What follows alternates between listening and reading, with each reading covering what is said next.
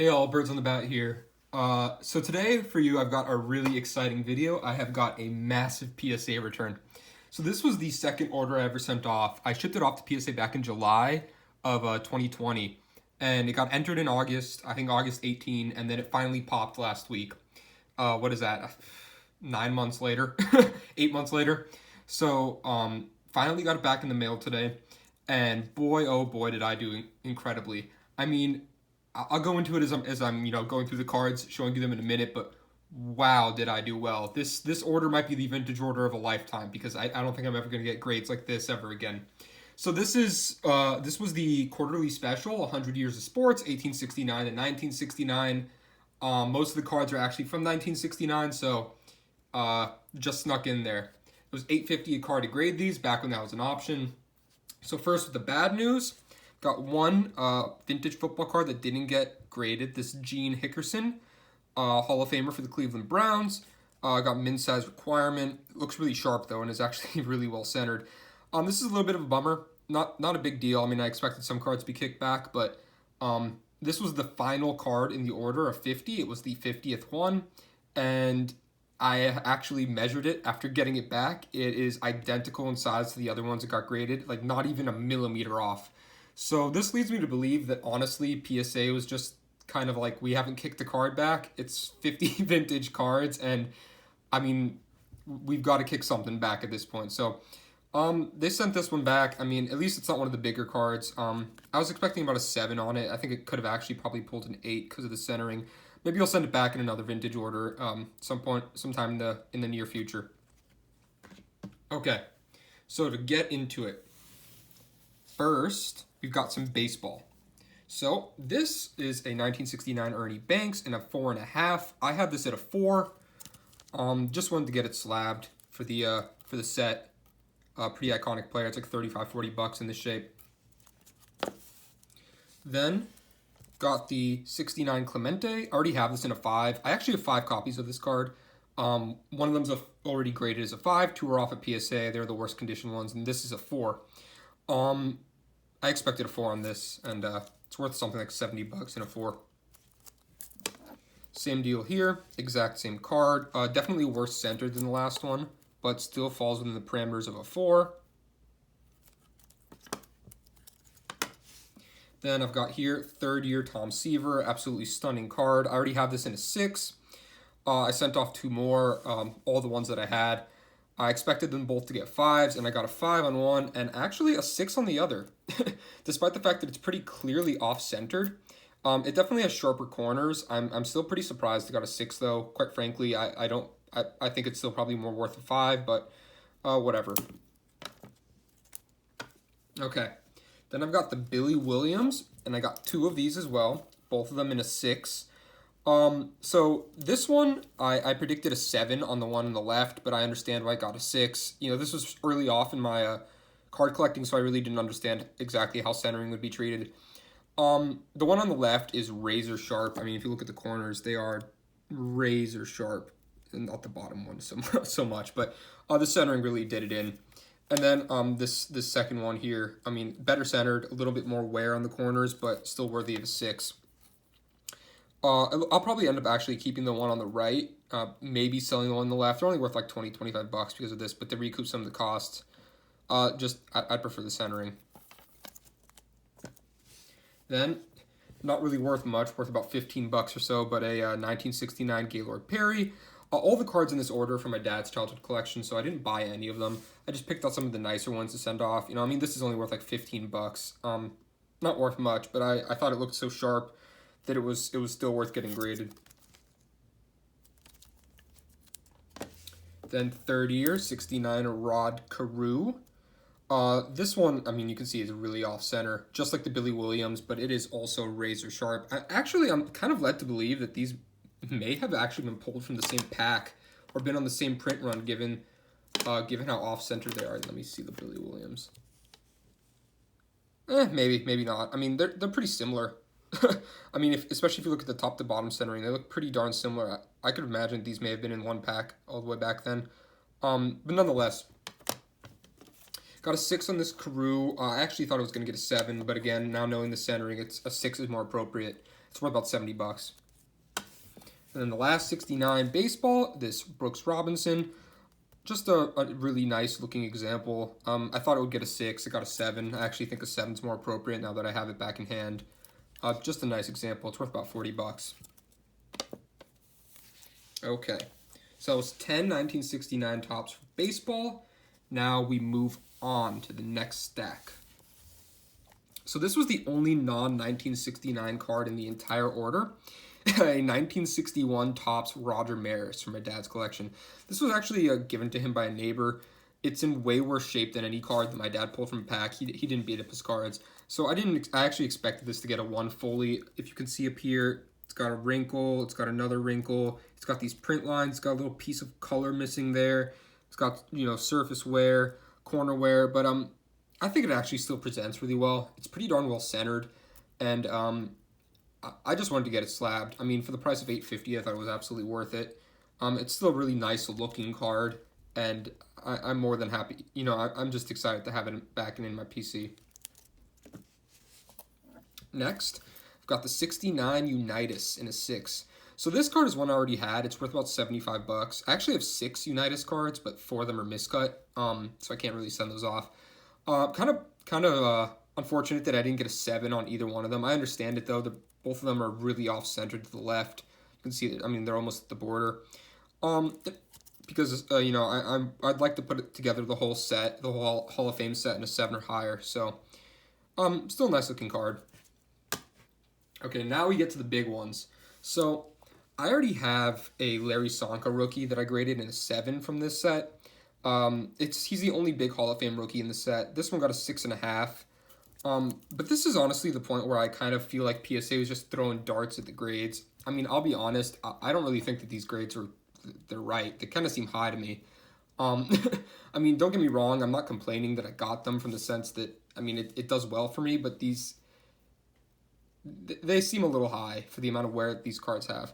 So 6.5 actually seems appropriate. I already have a 7, like I said. It's worth about 125 bucks in a 6.5.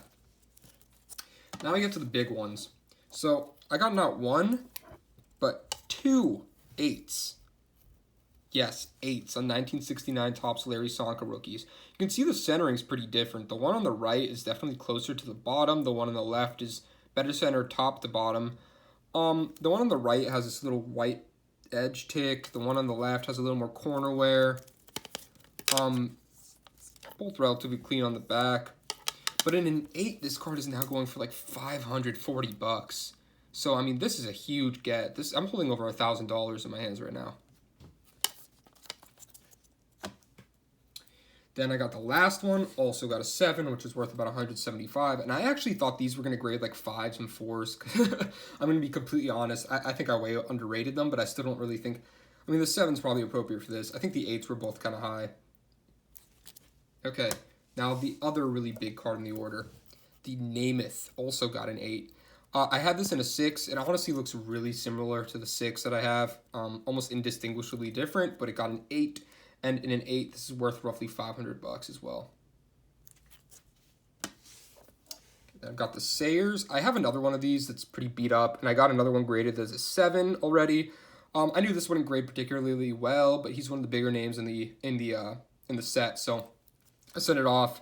It's actually miscut. I didn't get a miscut designation, but you can see that football is definitely disappearing into the edge. Nonetheless, got a 6. It's worth something like 70 bucks in a 6, I think. The 7's worth about 150.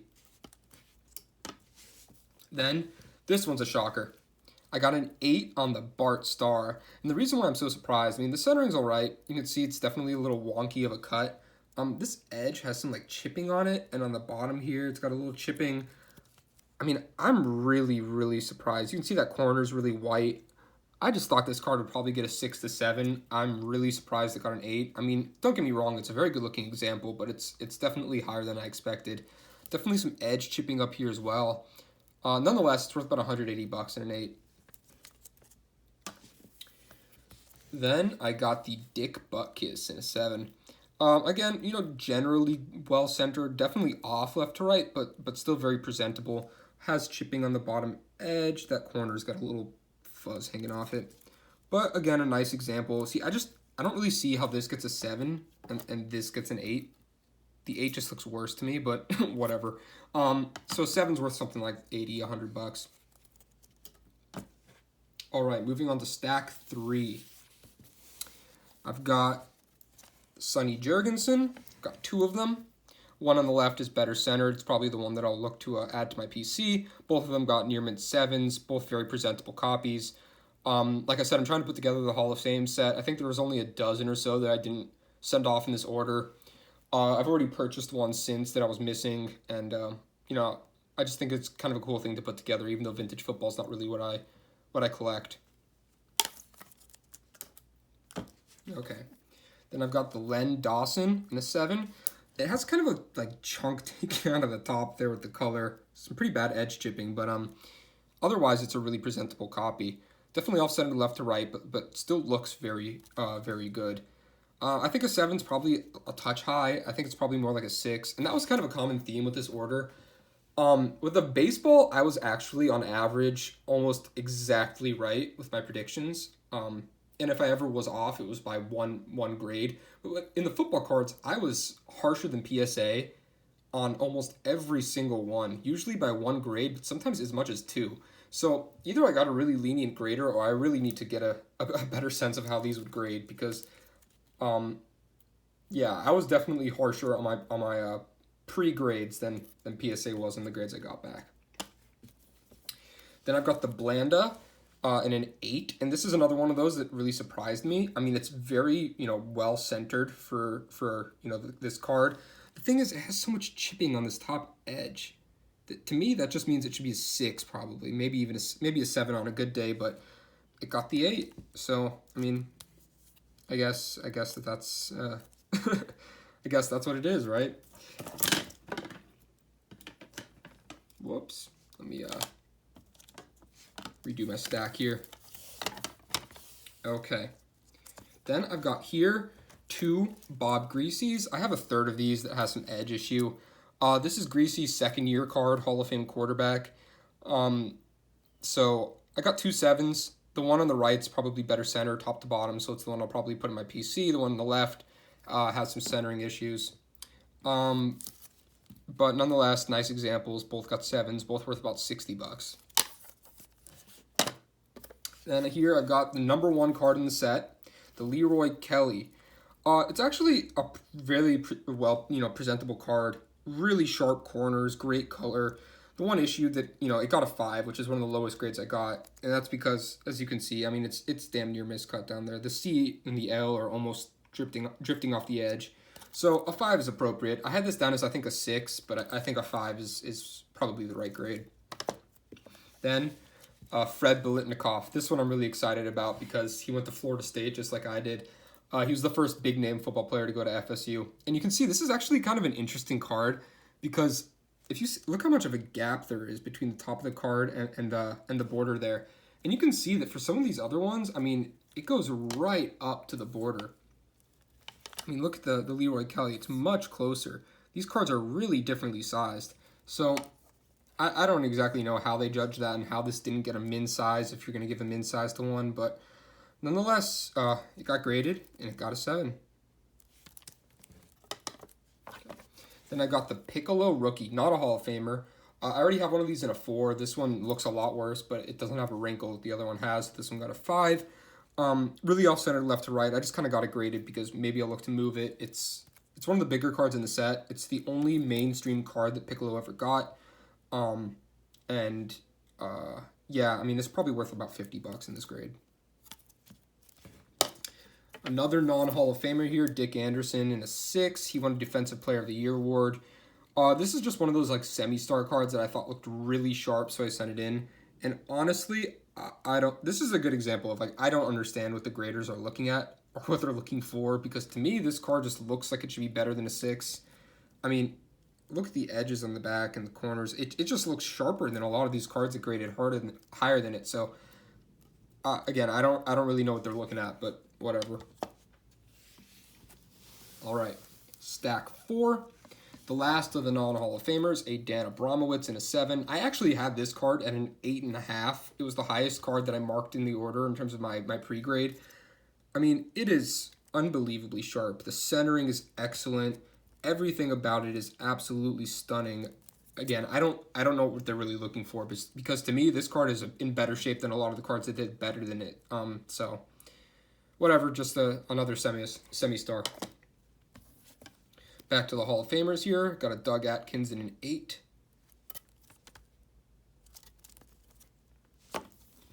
Then I graded 2 Charlie Taylors because they both looked super sharp. The plan there being to keep the better one, but they both graded near mint 8s, so perfectly fine with it. Both are really well centered. Merlin Olsen, Hall of Famer in an 8.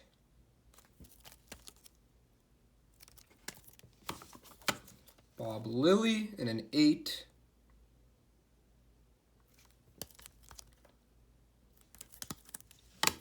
Alex Karras in an 8. Most of these cards aren't even worth that much in 8s, you know, 20, 30 bucks. Some of them drift up to 50, 60, but, you know, vintage football is really underappreciated. Ron Mix in a 7.5. The reason why this one got a 7.5 is that top right corner, just missing a little bit of color, but still a really nice looking card. Bobby Bell in an 8.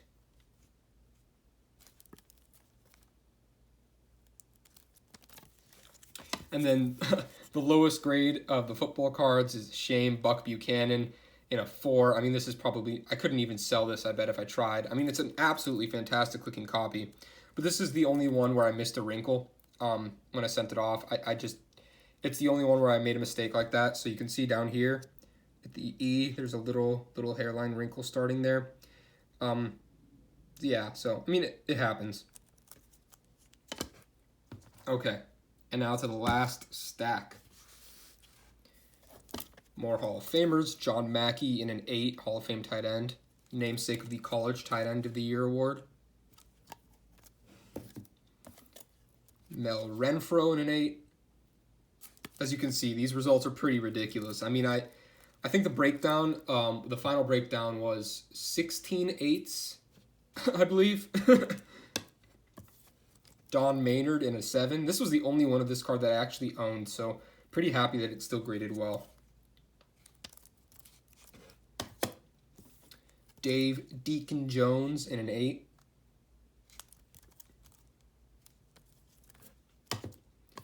Dave Robinson in a 6. So this is one that I'm probably going to look to upgrade just because I would like to have the whole set in a 7 or above. The reason why I got it 6 is probably this top corner here. I mean, I have to imagine it is. Otherwise, it's a very presentable card, but really not worth much, and probably one that I'll look to upgrade, like I said. Really stunning Nick Buonaconti in an 8. This is one of those that I have, I think, 3 or 4 of. I have multiple copies of most of these, but the other ones were all out of focus. This one had a really in-focus image, and that's a pretty common issue for the set, so I was pretty lucky that I had one that was so well-centered and still so in focus. Mick Tingelhoff in a 7. Just probably a little wear. Yeah, in the top right corner. But really well centered. Then the highest card in the order, and probably the last time I'll ever get a vintage grade this high. I got 1-9. So I think the breakdown was 1-9, 16 8s, 2 7.5s, and then like 13 7s, and then some 6s and 5s and stuff. But, I mean, just unbelievable. I got pulled a 9. I mean, this card is worth something like $105 in a 9, which isn't that much, really, for what it is. And I don't really know why this card got a 9 while some of the others didn't, but nonetheless, I mean, it's a really cool experience to get a card from the 60s in a 9. And the final card, Jim Otto in a 7.5. Again, for some of these, I feel like they're kind of just throwing the, a dart at the grade board and just wherever it hits. I mean, it's not that a 7.5 is an inappropriate grade for this, because, I could see how this is worth a 7.5. But to me, compared to some of these cards that got an 8, or some of these that got a 7, I just don't really see exact discrepancy in condition that's leading one grade to go in one way or one to go in another. But anyway, so there you have it. 50 vintage cards, 49 got graded, the one didn't, and yeah, thanks for joining me. See ya.